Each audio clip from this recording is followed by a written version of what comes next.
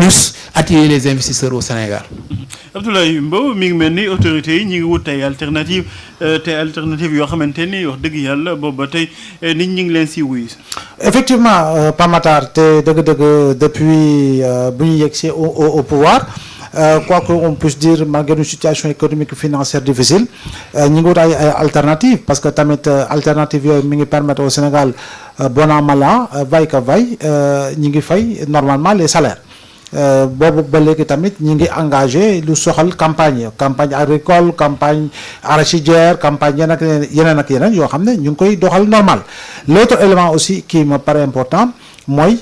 on ne vit pas une spéculation sur le marché et je pense que loolu tam am na solo li nga xam ne mooy jëkki saa yi prix flambé prix ceeb flambé prix suukar flambé comme benn moment kilo yàpp demoon na ba daanaka Pamatar maak awa yàgg tuuti génnu jën rek lañu doon yëy tu vois léegi buñ demee ba ñu stabiliser loolu yëpp jàpp naa ni lu baax la donc juste pour dire que alternative yooyu mi ngi fi mais je pense que quoi qu'on puisse dire dina am solo ñu mën a dem si loo xam ne daañu jot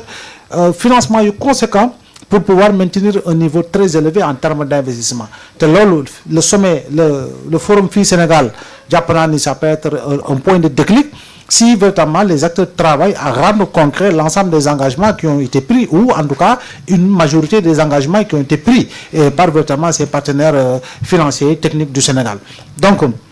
léegi nag lu si nekk mooy gars yi ñu bañ a dugg si werante dette cachée ak dette non déclarée ak yu demee noonu li ñuy wax nañ ko Cour des comptes certifié na ko et je pense que bu ñuy waxu dollar c'est pas parce que maak yow ko wax maak yow CFA la ñu xam maak Awa Diop Ndiaye taw 5 lañuy CFA la ñuy jokkalante donc bu ñu nee dollar nag c'est parce que c'est des étrangers venant du FMI qui avaient parlé vraiment de 7 milliards de dollars donc alternative yi gars yi ñu ngi si ñu ngi def ay levée de fonds mais je dis encore une fois ay bu li mu wax tam am na solo mooy l'orientation véritablement de ces fonds levés dans la zone UEMOA si secteurs yi nga xam ne effectivement dina permettre un souffle économique un souffle financier bi nga xam ne effectivement conséquence directe bi ce sera la création justement de richesse. Alors objectif initial maa ngi koy wax léegi yow Diop Ndiaye c'est des 300 milliards ñu retrouvé ak 450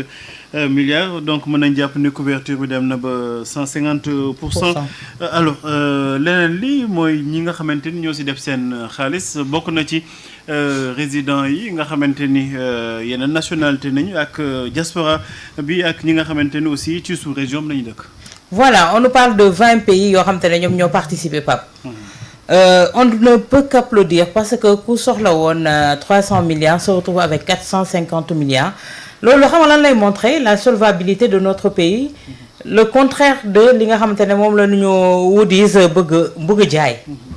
Ça veut dire que tey jii attraction bi ñu doon wax keroog ci Sénégal Pape mi ngi fii parce que y a une chose qui s'est passée dañu jugdu ci tension yu métti entre 2021 et 2024 ñu ñëw am une alternance li ni mel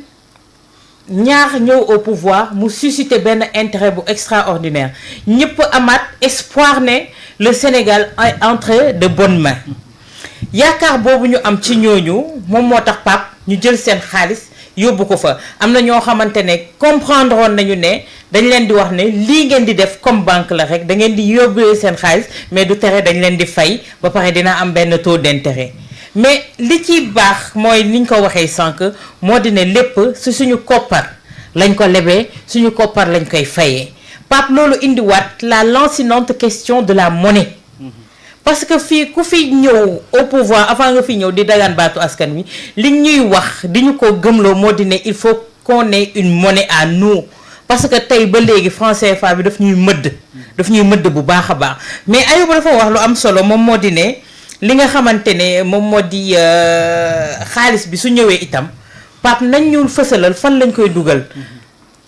fan lañ koy financer si yan secteur lañ koy dugal ba nga xamante ne dinañu xam li nga xamante ne moo di nécessité bi ak lan mooy doon la productivité également parce que quand tu investis également dafa war a am une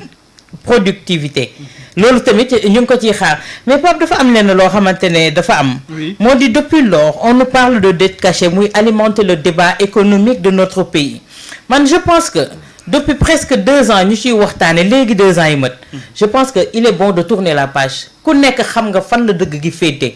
on tourne la page bu ñu focaliser te ci dette cachée bi on essaie d'avancer et d'avancer autrement ci li nga xamante ne tey la ñuy xool luy suqali suñu réew parce que tey suñu toogee di xool naan waa FMI waa Banque mondiale entre autres Moody's ak yi ni mel ñu ngi ñuy xool ci lan la ñuy naka la ñuy noté ñuy bëgg bàyyi xel ci loolu abal nañu Pape du ñu dem fenn parce que ni ma ko waxee sànq di ndorteel bi yàgg nañ ñoo jox te amul woon loo xamante ne moom lañ ci réaliser ci dëkk bi ba nga xamante ne tey mun nañ toog prévaloir de souveraineté entre autres mais dafa am leneen Pape on a des richesses on ne l'oublie pas ñii bi ñuy ñëw dañ fi fekk gaz fekk fi pétrole zircon baa ngi fi phosphate baa ngi fi or baa ngi fi am na contrat yoo xamante ne fekkoon nañ ko fi contrat yi baaxul woon c'était pas en notre faveur mais ñu ngi ñu waxoon ne am na commission bu ñu taxawul logé à la primature boo xamante ne mi ngi doon jàngaat contrat yi pour xool naka lañ koy signé waatee ba nga xamante ne tey Sénégal dina ci gagner mais Pape il faut qu'on communique là-dessus pour wax ñu boobu ba léegi également si le Sénégal est gagnant ou perdant jusqu'à présent par rapport à ces ressources là parce que man pour man dëkk su amee ressource pour mu jëriñ ko la soo ñëwee fekk ne jëriñu ko am na loo xamante ne daf ko doon léser nga ne yow yaa ngi ciy liggéey pour kii ko nañ ñu wax lan moo ci les acquis d'ores et déjà am na ci contrat boo xamante ne mi ngi fële ci tribunal ca France ñu koy arbitrer premier ministre génnoon na fi ne nañ leen gën a soutenir jàppale leen wane patriotisme pour contrat boobu également ñu gagné ko Pape yooyu yëpp pour man il faut communiquer là-dessus pour ñu xam gis nga li ni mel xam nga suñ ko xamee lan lay jur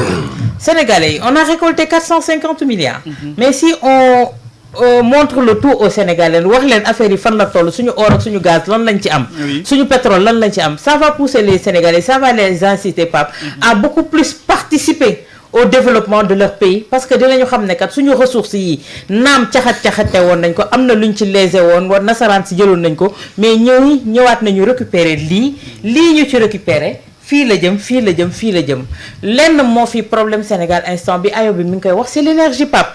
fan yëpp lan nga dégg ñuy kaas maa ngi koy dégg moom directeur Sénélec xam lu mu doon jéem wax ak ñoom Issa Tine waaye mënul fexe Moussa Mantale ba layal woyofal bee courant l'électricité mooy problème bi xam nga fii toogoon nañ fi moo tax ma naan leen gis nga la communication a son sens toogoon nañu fii ministère de l'énergie du ñu gëmloo ne courant bi day wàññeeku mais dañ ko jàppoon ne préciser wuñ ñu pour man loolu am na loo xamante ne il faut vraiment avoir une communication franche moom moo di ne doo tëb ne dañuy wàññi courant bi ñëpp takk rajo sur les réseaux courant bi day wàññeeku gis ngeen mais il faut nous dire en 2027 par exemple ou en 2026 l'électricité son coût va baisser de temps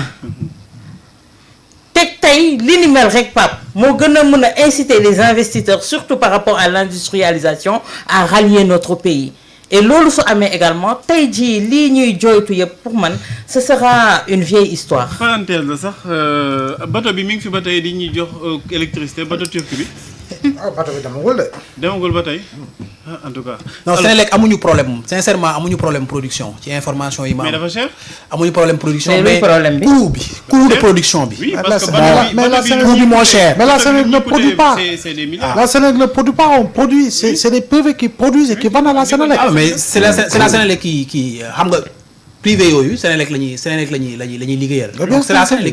qui produit mais coût yi ñuy produire. oui moo cher léegi nag looloo tax ñu war a accélérer programme mu gaz to power bi. par exemple tey jii su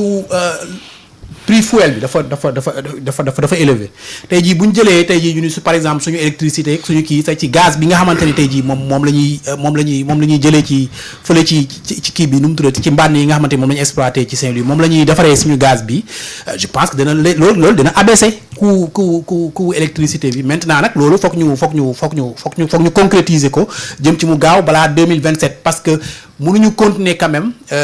di fay courant bu chéré nii te maa ngi ci information yi nga xamante ni maa ngi koy jot mooy FMI fi mu toll dañuy teg pression